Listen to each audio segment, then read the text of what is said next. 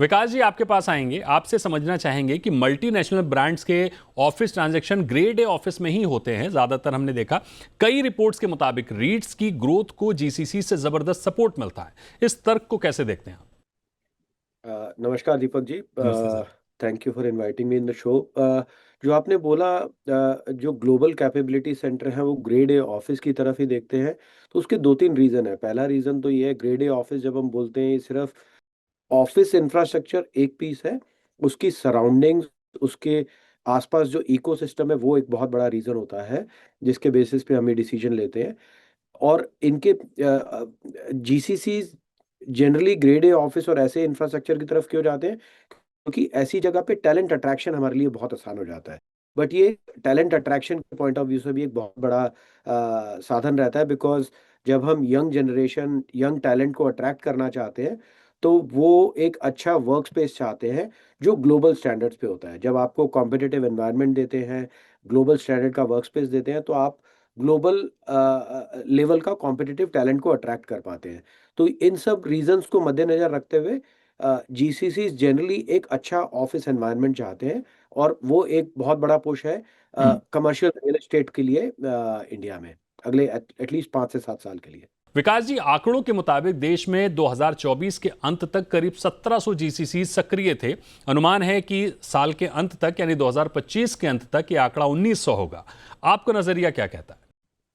तो दीपक जी, जैसा कि मैंने पहले भी बोला, अगले 5 से 7 साल काफ़ी पॉजिटिव मोमेंटम है और उसके कुछ कुछ रीजंस हैं। पहला तो अगर हम ऑल ओवर द वर्ल्ड देखें तो इंडिया उभर के आ रहा है जीसीसी कैपिटल की तरह। उसके दो तीन रीज़न है। हमारा growing infrastructure, not only physical infrastructure but also digital infrastructure. तो आपका डिजिटल इंफ्रास्ट्रक्चर भी जो है पिछले 10 सालों में काफ़ी अच्छे से ग्रो किया है, जो फॉरेन कंपनीज को कॉन्फिडेंस देता है कि वो इस कंट्री में अपना एक अच्छा बेस सेटअप कर सकते हैं। दूसरा, हमारा टैलेंट मार्केट बहुत वाइब्रेंट है। ना कि हमारा टैलेंट अच्छा है, वो इंग्लिश स्पीकिंग है, बहुत एस्पिरेशनल टैलेंट है, यंग टैलेंट है, जो एक अच्छा प्लेटफॉर्म प्रोवाइड करता है किसी भी एक बड़ी कंपनी के लिए अपना बेस सेटअप करने के लिए, सो दैट जो जैसे जैसे उनका कंपनी ग्रो होगा वैसे वैसे वो यहाँ पर अपने टैलेंट को ग्रो कर सकते हैं और अपनी ग्रोथ एस्पिरेशन को फुलफिल कर सकते हैं। तो जो आपने आंकड़ा बोला 1900 का, हाँ, इस साल का आंकड़ा 1900 के करीब है। बट अगर आप इसको 2030 की तरफ जाके देखते हैं तो यही नंबर आपको 2800 से 3000 के करीब है, जो 7 से 8% की दर से ग्रो करेगा अगले 5 सालों के लिए, 5 से 6 सालों के लिए। और इसमें आप अगर सेक्टर्स की बात करें तो बीएफएसआई बहुत आगे है, इंजीनियरिंग एंड मैन्युफैक्चरिंग सेक्टर्स आ रहे हैं, फार्मास्यूटिकल अपने आर&डी सेटअप कर रहा है यहाँ पर, और टेक कंपनीज और डिजिटल कंपनीज तो वैसे भी काफ़ी फोकस करते हैं इंडिया में from a talent market perspective.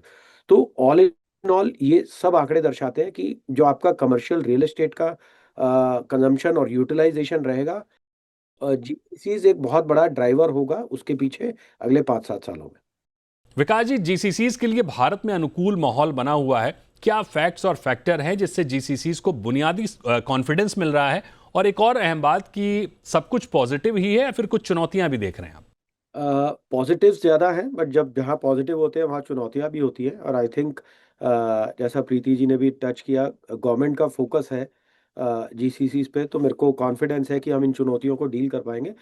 World class infrastructure, चाहे वो फिजिकल इंफ्रास्ट्रक्चर की बात करें या डिजिटल इंफ्रास्ट्रक्चर, वो एक बहुत बड़ा पॉजिटिव फैक्टर आता है।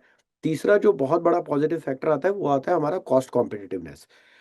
ये एक फैक्टर है जो अभी भी अगर हम देखें वेस्टर्न वर्ल्ड से कंपैरेटिव कंपेयर करें या बहुत सारी ग्लोबल मार्केट से कंपेयर करें, तो ना कि सिर्फ टैलेंट के पर्सपेक्टिव से बट ऑल्सो चाहे ऑफिस स्पेस की भी बात करें तो हमारा जो रेंटल कॉस्ट है कंपैरेटिवली बहुत सारी ग्लोबल मार्केट से बहुत कम है। हम डेटा की कॉस्ट की बात करें तो वो भी बहुत कम है कंपैरेटिवली। तो ये सब कॉस्ट रीजंस प्ले करते हैं। Coming to your second question की चैलेंजेस क्या है या क्या रिस्क आ सकता है, आई थिंक कॉस्ट कॉम्पिटिटिवनेस पे हमें कॉन्टिन्यूस फोकस रखना पड़ेगा, सो दैट ये हमारे लिए एडवांटेज बना रहे और डिसएडवांटेज में ना कन्वर्ट हो जाए। दूसरा, रेगुलेटरी एनवायरनमेंट को हमें बहुत क्लोजली मॉनिटर करना पड़ेगा। हालांकि हमने इस पे काफ़ी प्रोग्रेस किया है पिछले 5-7 सालों में, जहाँ पर ईज ऑफ डूइंग बिजनेस पे काफ़ी फोकस किया गवर्नमेंट ने। बट मेरे को लगता है इस पे अभी काफ़ी और फोकस करने की ज़रूरत है, और स्पेशली जीसीसीज को मद्देनज़र रखते हुए उनके लिए फ्रेमवर्क्स डिफाइन करने की ज़रूरत है। तीसरा फैक्टर, टैलेंट पूल आज की डेट में हमारे लिए एडवांटेज है, सो दैट जो नीड है हमें ग्लोबल कॉम्पिटिटिव टैलेंट प्रोड्यूस करने की, हम उसको फुलफिल कर पाएँ इस एडवांटेज को टैप करने के लिए। ये 2-3 एरियाज़ पे हमें फोकस बना के रखना पड़ेगा।